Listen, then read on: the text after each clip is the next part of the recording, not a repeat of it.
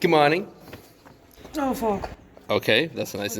That's how you get videos demonetized, kids. In case you decide to do YouTube, don't get Diana as a girlfriend, because yeah, that's gonna happen. Today, in today's vlog, we are going to bring away lots of stuff that people have ordered. So like many YouTubers have mail time when they receive stuff, but we are sending stuff away. So in case you want to order Porsche snapback. Oh, good morning, Tim. That's a nice sound of the Polo is downstairs. You want me to drive it up for you? Well, no. No, you're big, strong, and independent. As you can see, Diana is perfectly fine. There you go. Good. Yeah, what was I saying? Yeah, if you want to buy some of merchandise, again, a bit of advertisement, a bit of capitalism here, make sure to email us. You can find our emails in the description of this video. And guess who's getting to drive the Polo today again? Because guess who has his driving license? Again, that's me. Oh, Tom's stuff is still here. And the suspension is on the back still. Yeah, I was very... Good thing that we don't have like too much stuff. Yeah, okay, let's put it in. On the other news, apart from all of this boring nonsense, we are going, most importantly, B over there is getting German plates. Are we getting German plates today? Fingers crossed. Okay, we're going to registration office to get B registered, and hopefully we'll be able to drive it very soon, maybe even tomorrow. In other news, like I promised to you yesterday, we are also going to drive the M4 to try it out. Hop in the car, and I might show you the ready product, probably I'll try, of the G86, because the cage has been installed and I haven't showed it to you yet. But first, to I don't know, to register Bambi and send you all of your goodies. And the fast forward to, hope you can see it, Rathaus, or the city hall, where we just registered the car, and now we are going to the next building next door to make the actual license plate. So stay tuned to find out what it was. S.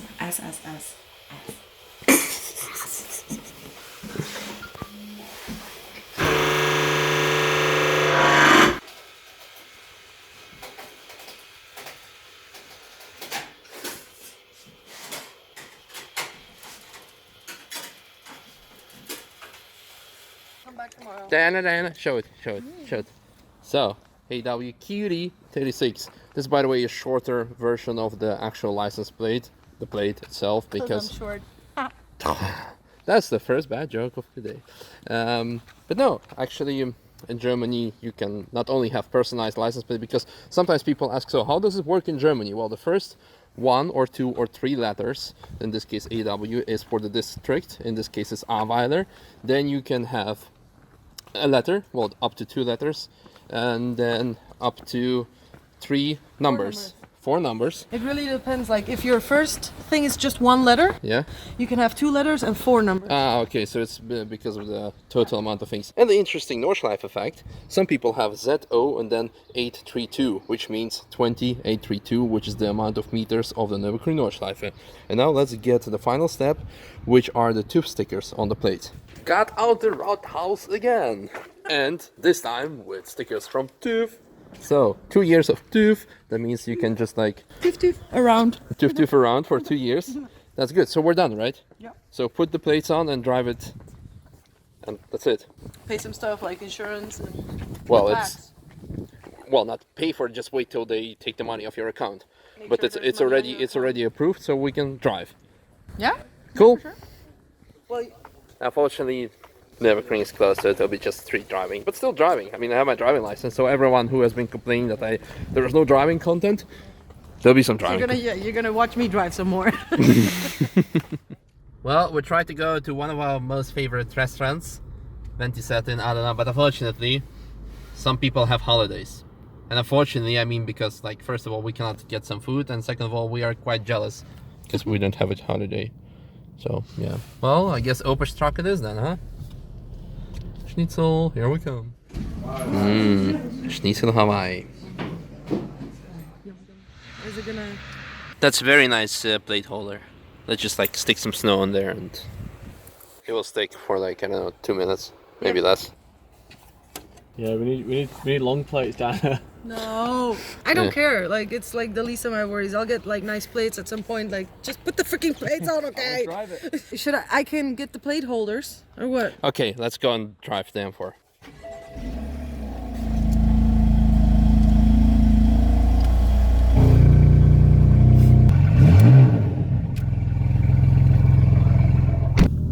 And now for some driving. Unfortunately, Nürburgring, as you all know by now, is closed for another 2 months. So the only thing what we could do is driving it on public roads. But then again, I think it's a nice comparison for people who would like to get the Guerrilla Exhaust for themselves, because I'm pretty sure 95% of the world population does not go on the track, and there's nothing wrong with that. So currently we are cruising with the valves, Guerrilla Exhaust valves closed. Also the BMW is in non-M mode, because if once you press the M1 button or M2, it opens those extra valves in the final muffler as well. So it sounds perfectly stock. We might be getting extra sound note from the speakers. Thank you BMW iActive Sound for that. Window open. I hear more wind than the exhaust. When we do acceleration, again, I think we hear more sound coming from the speakers. Now, BMW, when you press the M1, the revs does not change much. The valves are open, so but you notice that only more when you are having the car parked just on the parking lot. Risers, woohoo, McDonald's, woohoo. But acceleration, I don't notice much difference, to be honest with you guys. Maybe there's again more sound coming from the speakers. Let's do just like one with the window open.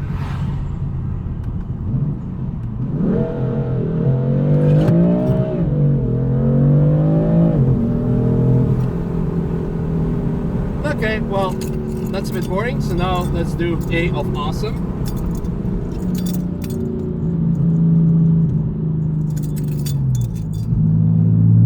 You hear a lot more tone underneath, mostly underneath the revs.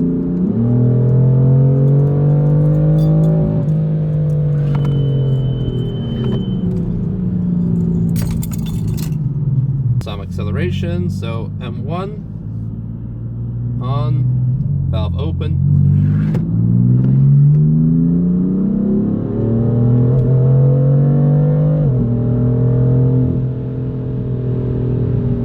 Very nice, very sophisticated.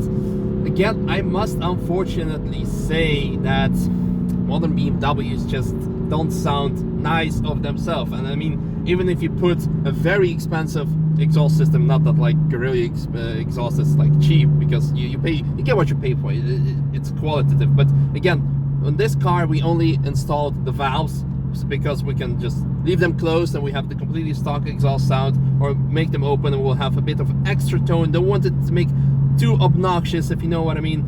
Also because we're going to take out the interior from the car, so this is going to be a bit louder on the inside. And even after that, if we're gonna say, okay, well, it still sounds boring, and I don't think it's going to be the case, then we can always opt to take out the mid pipe like we did with the Cupra, something you heard yesterday. So we're probably gonna hear more of those popcorn machine. But for now, I think it's a nice thing. Definitely make sure to subscribe if you're new to this channel. Make sure to stay. I'm pretty sure most of you people watch me daily, so that's all okay. So there are going to be, hopefully soon, a lot of videos regarding tests when the interior is going to be out, and we can have some comparison shots of how it sounds like, well, the different levels when interior in or out. And this is something you can decide for yourself if you want to take the interior out. Actually, what a lot of people do sometimes, they just put down the rear seats, and this is actually something we could do today to experience full riser mode. Because yeah, it's a cheap upgrade. Put down the rear seats and then you will have this extra rumble coming out of your trunk. Well, I guess let's go back to Apex and have a look at those valve systems when the car is on the lift and show you how it looks like. Let's have a quick look, and with emphasis on quick, because there'll be a detailed video from Tom about both the cars.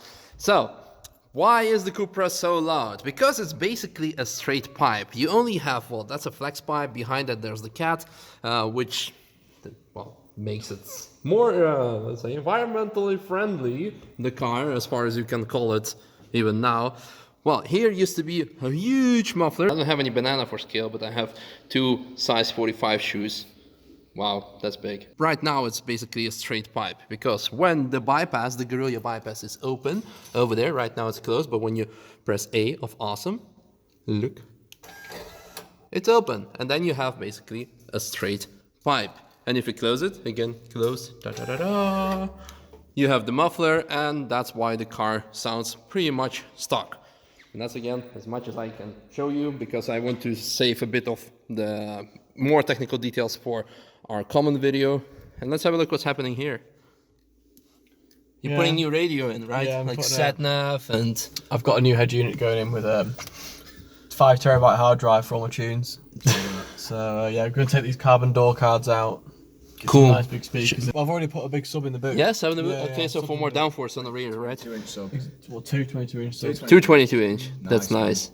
Yeah, it's going to be a nice install. Bouncy. That's cool. Okay, well, apart from the bad jokes, we're getting some interior upgrades in terms of carbon fiber and some rearrangement of the units, right? Yeah, so I'm basically adding a couple of USB ports, some extra switches, some interior lighting, and an extra switch for the race navigator system.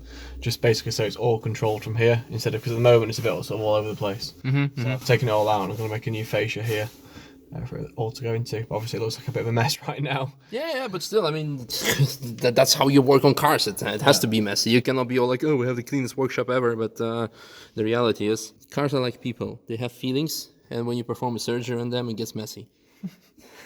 I guess. Well, so far the upgrades and updates on the black E92 M3, and now let's move over to the M4 and have a look why, yeah, it still sounds very quiet. And the reason for that is, like I told you, on the Cupra, the mid box is removed, and that's why it sounds a lot louder. Also, on the M4, you have kind of a double pipe, so from both of the turbos you have double pipe, and then again in this case you have 2 cats, and then the big mid box and also the big muffler. So yeah, we honestly gonna first check how it's gonna sound with the interior removed, because I think it's gonna add a lot to the sound experience inside with the valves open. But if I would spec a car and keep the interior inside, and also something I would advise to you, I would definitely, like with the Cupra, remove the mid box, and then you would have more sound like we have on the Cupra. Alternatively, if you're a bad boy and you don't care about PETA and Greenpeace and that kind of stuff, you can also remove the cats. But that's something we obviously are not doing because of, well, street legal reasons. Just a quick inspection on the valve itself from here, because on the M4 you can see it in motion a lot better. So press A for awesome, and it's completely open. Press B for bleh. Like we explained to you in the previous videos, all the components are waterproof and, well, obviously also track-proof, Nürburgring-proof. Well, that's something we'll have to see in 2 months. And they also come all with a serial number as well. Oh, we can also have a look how the stock suspension of the M4 looks like. Well, remember this side, kids, because in a few weeks' time it's going to be replaced by JRZ RS Pro 3-way.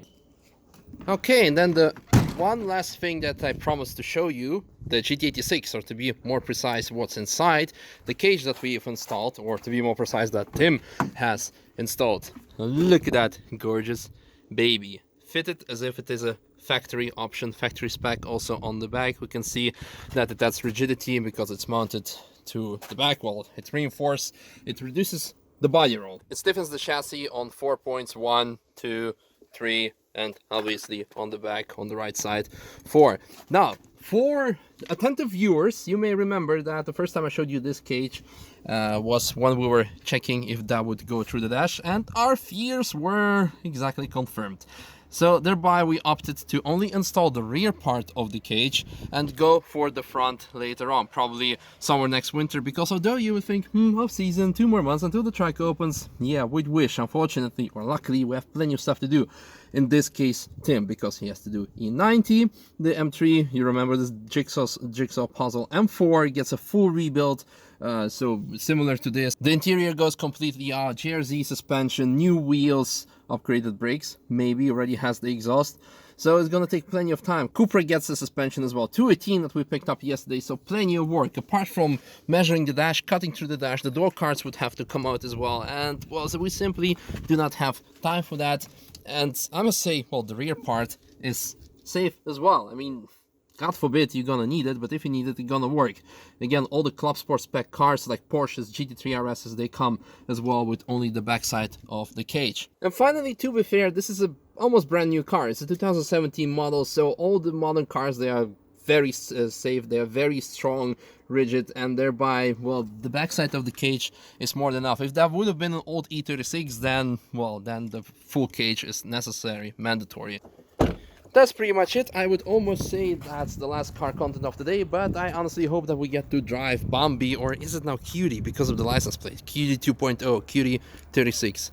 I don't know, Diana, you make my life complicated. Long time no here. The only reason why I'm starting it is because I have a flight to WRC in Monaco. I haven't told you that, right? Yeah, in about 4 hours, so a couple of hours of sleep. The flight is at 6, so I have to leave at 3, and I don't want to find out that Op's battery has died.